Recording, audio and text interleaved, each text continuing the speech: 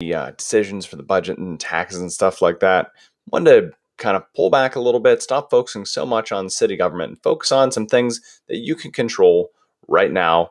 After all that stuff happens, we don't want to turn into the local version of Fox or CNN. It just gets you so focused on the microcosm of stuff that is now out of your control. So, getting into crypto, and the case for crypto in small towns. Now, I know a lot of folks are generally just terrified of crypto. It's this new scary thing, and who's going to regulate it? Who's going to control it? Who's going to protect me from myself? And honestly, that's the point of crypto. Nobody's going to protect you from yourself. No one's going to regulate your money. The only thing they're going to do is nothing. The square root of, well, they can tax you a little bit unless you want to take the gamble of going to Club Fed, which I don't, so I pay all my taxes. But there's something to be said for the anonymity that it provides you. Now, if you go buying crypto from one of the banks like Coinbase, Kraken, or Gemini or something like that, and then you go buy drugs with it, like there's no anonymity in that. We know exactly who bought it. And that's kind of the cool thing with blockchain. There's this forever track record of these are all the things that happened, is where all the money went, that sort of thing. But getting a little bit too deep in the weeds at this point. So what I want to focus on right now is don't buy crypto right now. Why? Well, because the market's been getting real weird for the last couple of weeks. I'm going to share my screen with you here real quick. And this is coinmarketcap.com. Strongly encourage it. That and CoinGecko. Those are both really solid sites. But you see just the last week, we've got these giant jumps and dips. Last 7 days, though, last week, see, we're almost even now. We're just down maybe 1.7% on Bitcoin. Ethereum's down 2.25%. Cardano's actually up 1.5%. But if you look back a couple weeks there, it was up significantly higher. It was up close to the $3 range. So we'll take this graph to the month and look at that. Where were we peaking out here? A little over $3. 304 maybe. I can't really tell. We'll say right around $3.10, something like that. So yeah, it's down quite a bit now for the month. So, and I was not that long ago. Look over a 3 month though, we're still up a lot. So all that to say, there's a lot of volatility in the market. I would wait right now. I don't encourage folks to buy until we see another big dip. And let me show you why I'm concerned with that. We're looking very much trend-wise like we did back in 2017, 2018. We had a giant spike and then a tiny little dip. Oh, there we go. Giant spike, dip, and then another little spike. People thought, okay, it's going to keep running. It's going to run again. And then it drops. Not to say for sure that's what's going to happen here, but it looks a lot like it right there. Heck, that pattern is very, very similar. You got a first little spike, huge spike, and then we're starting to dip down again. So I'll tell you, I would wait until if you want to try and plan the market, which is never recommended for that trough. Otherwise, I'd give it a few months. Give it maybe till Christmas. And we might see a big run up here in October, November timeframe. I don't know. We'll see. The point being there, give it some time. Don't go throwing your life savings into something when we can say with no guarantees. There's never a guarantee in life except death and taxes, but we can say with pretty high confidence, we're going to see the market dip a little bit. So just take a pause for a little bit. Now, don't let that scare you though. Long term, we're seeing huge growth. Let me back out here, go just to the main page on CoinMarketCap. And if you're just curious about crypto in general, go to coinmarketcap.com. You can read about each coin. We'll look at Bitcoin here. Doing all time. That's been around since, they've been tracking it since 2013. It was actually around longer than that. It just wasn't much trading. But your average price was $130 some, up to 200 some. By 2016, we're up at $700 some in 2016 there. And you see, this is exponential growth. And you can guarantee almost, never say never, never say always, but you can say with some pretty high level of confidence, we're going to see a whole lot more growth of Bitcoin, especially with the developments being made to the protocol. It's a lot faster to use. It's a lot cheaper to use. And they've actually recently made some developments where you can make micro tips. That is to say, I can send you 25 cents if I want to. Before, that wasn't possible, but we look at the growth there, just it's looking amazing. So take some time, look into cryptocurrencies, you can look at the markets, and just explore this website a little bit. I'm not even telling you to buy it, I'm just saying look at it. These are all, over here in this column here, these are all the places you could buy crypto. Some of them, like Bitfinex, I don't trust them. FTX, I think that's a decentralized exchange. Coinbase, highly trustworthy. They follow all the U.S. federal regulations. Binance, good luck, can't get into them anymore, but they were a solid exchange. I mean, still are. You just can't get to it from Texas or a lot of the U.S. Huobi, no clue. Don't mess with them. Kraken, all about it. And I'll get into these a little bit more, but the point being here, if you want to buy with U.S. dollars, where's that at here? I just passed it. There it is. You can buy it here, buy it in Coinbase. If you have Tether, that's a cryptocurrency, but it's pegged to the US dollar, you can buy it at all these places. If you have the Japanese yen, if you have a euro, I mean, it's just a place to see what can I transfer this into? And the reason I show you all this is because a number of people say, well, if nobody wants to buy it, it's not worth anything. Well, there are so many people that want to buy it that there are all these different currencies you can buy it in. So just things to think about. I wonder what might be the Korean won. Anywho, as I fall deeper into a rabbit hole, what I want to get across to here, folks, is start using cryptocurrency. At least start learning about it. It doesn't take much. If you're not quite ready to buy it, well then, next time you're selling something, just advertise, hey, we'll accept cryptocurrency, we'll accept Bitcoin, we'll accept Ethereum, we'll accept whatever the case may be. And that's going to require you to get a wallet, and they're free. You can download them. You can get it onto your phone. Keep in mind, though, that's only going to be as secure as your phone is. So if you go to a lot of questionable websites and you have viruses on your phone, well, then you might just lose your crypto.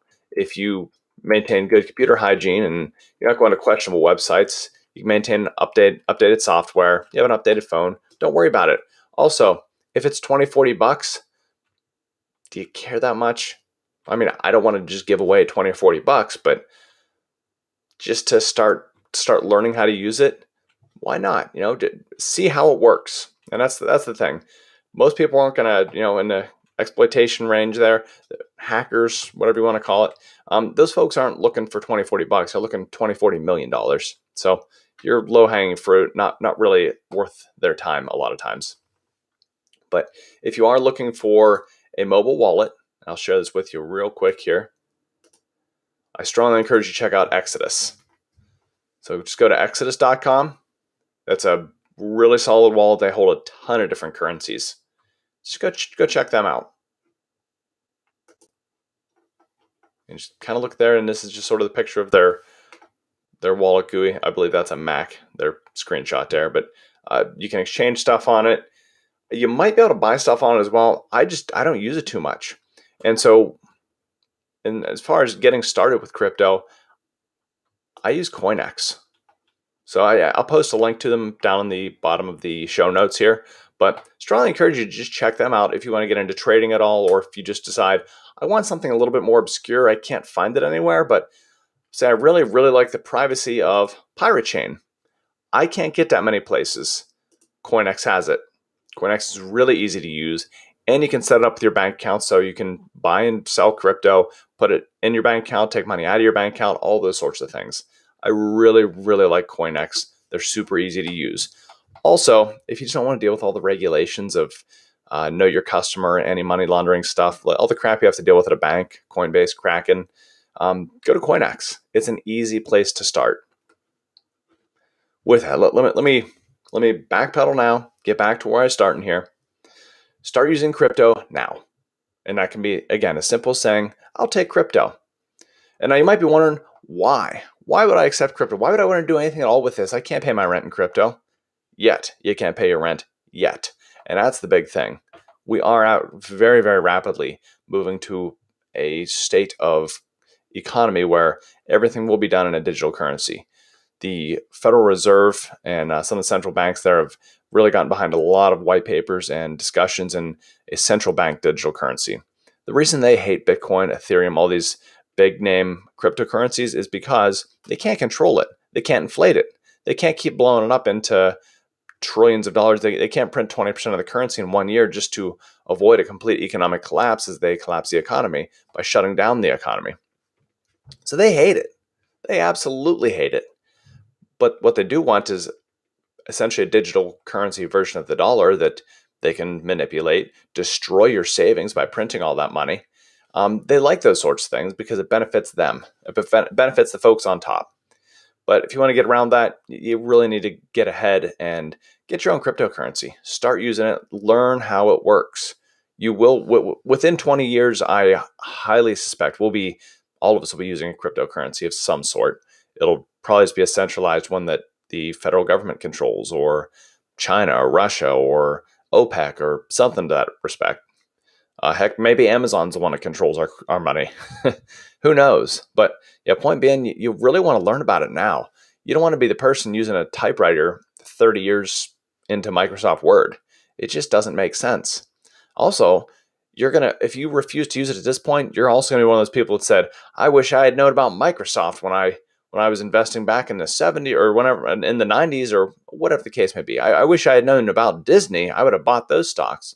If I had bought this or that stock, I'd have been a multimillionaire now. Well, you can. This is you hearing about it. Now you know about it. Buy Bitcoin, buy Ethereum, buy Cardano, buy anything on that CoinMarketCap, buy anything in the top 50. Anything. Just buy and hold it. And spread out your money a little bit. Again, don't do it right now. Wait till we see a bigger market dip. But the money is there to be made. If you had just spent $1,000 in Pirate Chain 1 year ago, you would have probably about $100,000, $200,000 right now. That's not a small amount of money. Not a small amount of money.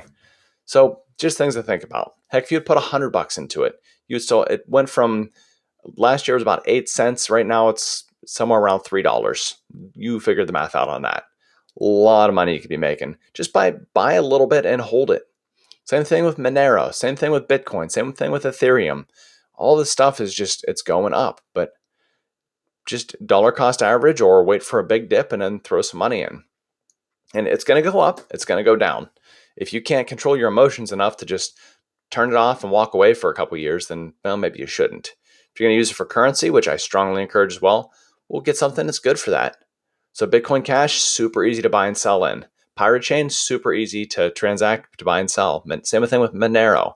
Ethereum and Bitcoin, it depends on the day. Some days it's really good. I don't want to get into Bitcoin Lightning, but it's a thing. It's there. It does fix all those needs there of the difficulty in sending $2 for a coffee. But those other ones that are a lot easier to just start with. Pirate Chain, you download their wallet from their website onto your Android phone. Boom, done. You have the wallet. Get some of their crypto, and that's a little bit of a process. I'm happy to help you out if you want, but that stuff really benefits the small communities so much in that, one, nobody has to know what you're spending your money on. Nobody.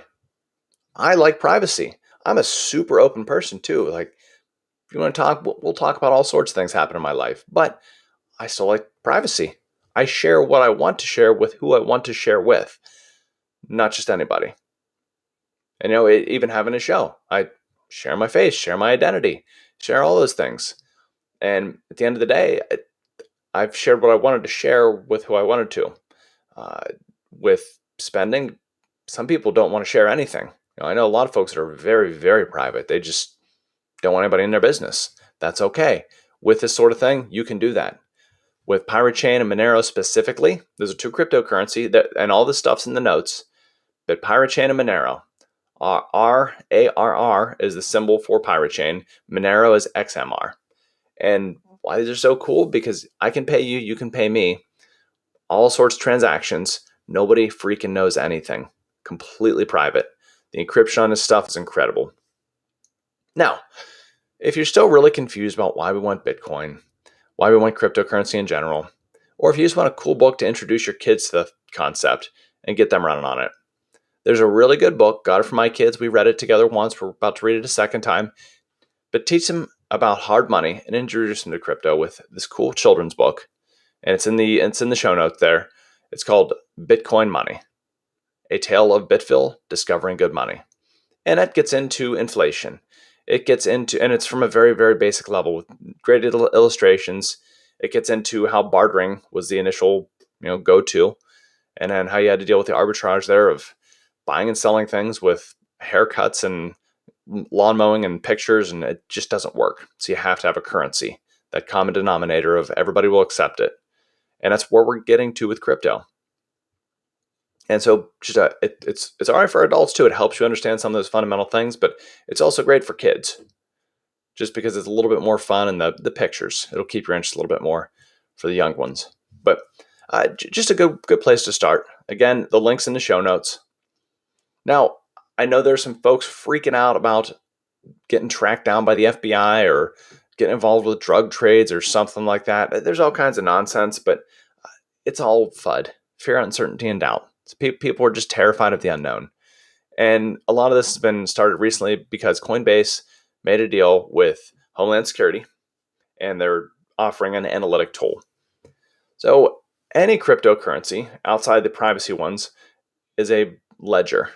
That's like the old school ledger you saw in high school or middle school, maybe, where you have one column of debts, one column of incomes, and everything has its own row, just like in Excel.